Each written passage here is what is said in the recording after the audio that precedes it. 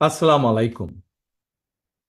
গৌরবজনক এই ঐতিহাসিক মুহূর্তে বাংলাদেশের সাহসী ছাত্র জনতাকে বিরচিত অভিনন্দন। হাজারো শহীদের প্রাণের বিনিময় জনতার ঐতিহাসিক এই বিপ্লবের মধ্যে দিয়ে গণহত্যাকারী খুনি হাসিনার পতন হয়েছে, রাহু মুক্ত হয়েছে আমাদের প্রিয় বাংলাদেশ। জনতার বিপ্লবের প্রথম ধাপ চূড়ান্তভাবে সফল হয়েছে। লাখো শহীদের প্রাণের বিনিময়ে অর্জিত বাংলাদেশ কখনো পরাজয় মানতে পারে না। এই ঐতিহাসিক বিপ্লবের মধ্যে দিয়ে আবারও প্রমাণিত হয়েছে, দল মত নির্বিশেষে সকলে ঐক্যবদ্ধ থাকলে এই বাংলাদেশকে কেউ কখনো পরাজিত করতে পারে না, পারবে না। প্রিয় দেশবাসী, বিজয়ের এই ঐতিহাসিক মুহূর্তে আমি আজ সেই সব মায়েদের প্রতি বিনম্র শ্রদ্ধা জানাই, এই গণবিপ্লবে যারা তাদের প্রিয় সন্তানকে হারিয়েছেন।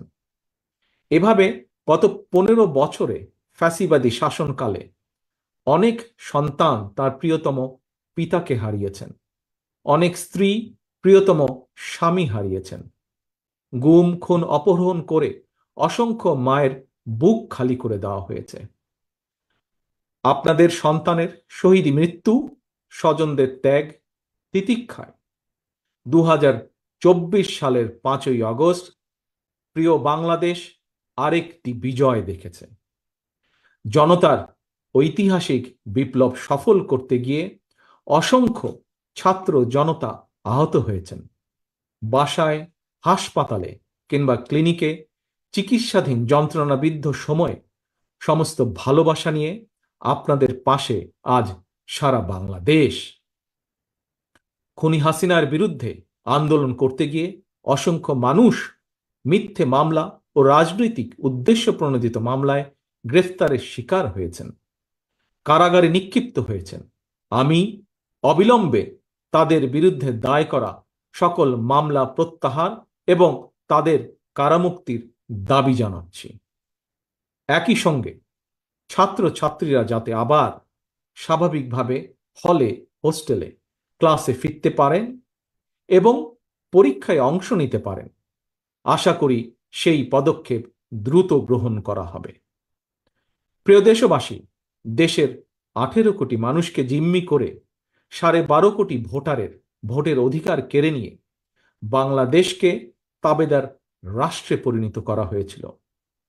হত্যাকারী, গণহত্যাকারী খুনি হাসিনার পতনের মধ্যে দিয়ে জনগণ তাদের গণতন্ত্র, মানবাধিকার, লুণ্ঠিত ভোটের অধিকার পুনঃপ্রতিষ্ঠার পথ সুগম করেছে। এর মধ্যে দিয়ে জনগণের বিপ্লবের প্রথম ধাপ সফলভাবে সম্পন্ন হয়েছে। এরপর একটি অবাধ সুষ্ঠু নির্বাচনের মধ্য দিয়ে যেদিন দেশের 12 কোটি ভোটার নিরাপদে নিশ্চিন্তে ভোট দিয়ে জনগণের কাছে জবাবদিহিমূলক সরকার প্রতিষ্ঠা করতে পারবে, রাষ্ট্র, সরকার, শাসন প্রশাসনে মুক্তিযুদ্ধের মূল মন্ত্র সাম্য, মানবিক মর্যাদা প্রতিষ্ঠিত করতে পারবে, সর্বোপরি একটি গণতান্ত্রিক বৈষম্যহীন রাষ্ট্র সমাজ গড়তে পারবে, তখনই জনতার ঐতিহাসিক বিপ্লবের চূড়ান্ত সফলতা আসবে।